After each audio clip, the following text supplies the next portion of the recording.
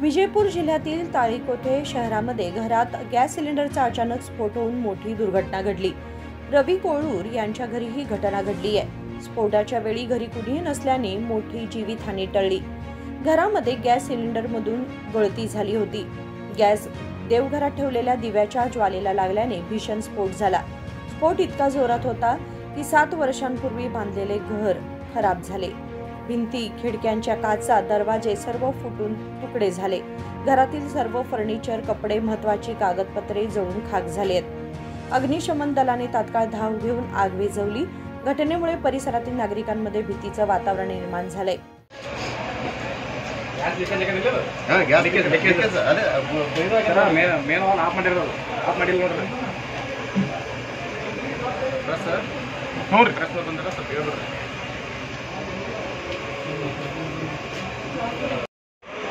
पैकाल बंदी नम्बर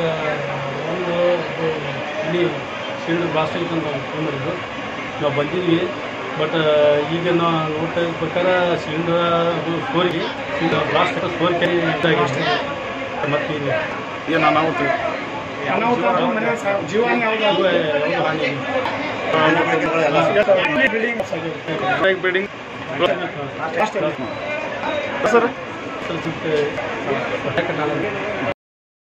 ही घटना ताळीकोटे पोलीस ठाण्याच्या हद्दीत घडली आहे। सुनील तळवार, KMM मराठी, ताळीकोटे।